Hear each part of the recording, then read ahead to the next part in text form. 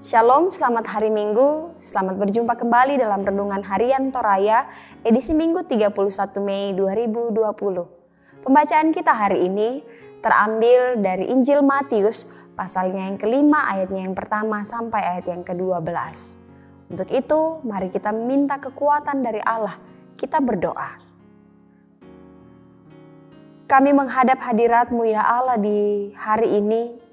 Dalam semua keberadaan kehidupan kami rindu Engkau kuatkan, kami rindu Engkau pakai menjadi saksi Tuhan untuk menceritakan kebaikan Tuhan dalam kehidupan kami. Bapa, ajar kami untuk mendengarkan kehendak Tuhan, ajar kami untuk melakukan firman Tuhan. Kami berdoa kepadamu ya Allah, di dalam nama Tuhan kami Yesus Kristus, Tuhan dan Juru Selamat kami yang hidup. Amin. Injil Matius pasalnya yang kelima, ayatnya yang pertama sampai 12, ucapan bahagia. Firman Tuhan, ketika Yesus melihat orang banyak itu, naiklah ia ke atas bukit, dan setelah ia duduk, datanglah murid-muridnya kepadanya.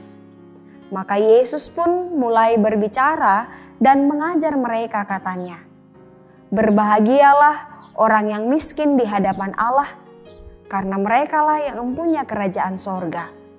Berbahagialah orang yang berduka cita, karena mereka akan dihibur. Berbahagialah orang yang lemah lembut, karena mereka akan memiliki bumi. Berbahagialah orang yang lapar dan haus akan kebenaran, karena mereka akan dipuaskan. Berbahagialah orang yang murah hatinya, karena mereka akan beroleh kemurahan. Berbahagialah orang yang suci hatinya, karena mereka akan melihat Allah. Berbahagialah orang yang membawa damai, karena mereka akan disebut anak-anak Allah. Berbahagialah orang yang dianiaya oleh sebab kebenaran, karena merekalah yang mempunyai kerajaan sorga. Berbahagialah kamu jika karena aku kamu dicela dan dianiaya, dan kepadamu difitnahkan segala yang jahat. Bersukacitalah dan bergembiralah, karena upahmu besar di sorga. Sebab demikian juga telah dianiaya nabi-nabi yang sebelum kamu." Amin. Saudara-saudara, kita akan merenungkan firman Tuhan hari ini dalam naungan tema "Berbahagialah di dalam Kristus. Kamauparan lan Kristus." Khotbah pengajaran Yesus di atas bukit dimulai dengan ucapan bahagia yang diulang-ulang sebanyak 9 kali.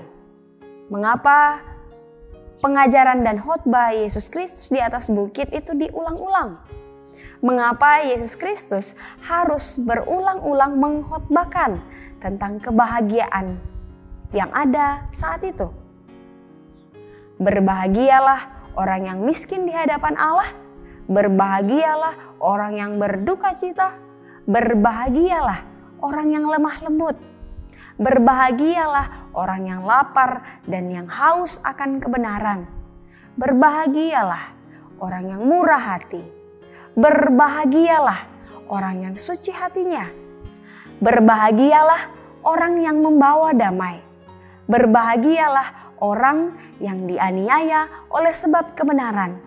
Berbahagialah kamu jika karena aku kamu dicela dan dianiaya, dan kepadamu difitnahkan segala yang jahat. Ayat yang kedua sampai ayat yang ke-11 pembacaan kita hari ini. Ucapan bahagia di atas tidak hanya berhenti di situ saja, tetapi Tuhan Yesus Kristus melanjutkan dengan mengatakan, "Bersukacita dan bergembiralah, karena upahmu besar di surga." Sukacita dan kegembiraan yang terbesar adalah kebahagiaan surgawi. Itulah yang Yesus Kristus ajarkan, bahwa kebahagiaan yang sesungguhnya adalah hidup di sorga. Yesus Kristuslah sumber hidup kekal, bahkan Dialah kebahagiaan yang sesungguhnya.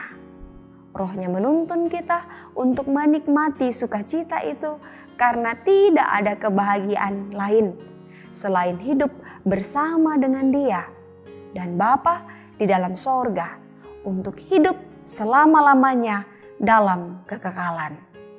Tetaplah percaya kepada Yesus dengan sungguh-sungguh. Lakukan segala yang Yesus inginkan, maka seluruh rangkaian perjalanan kehidupan kita akan beroleh sukacita dan kebahagiaan yang tertuntun oleh Roh Kudus. Amin. Mari kita berdoa.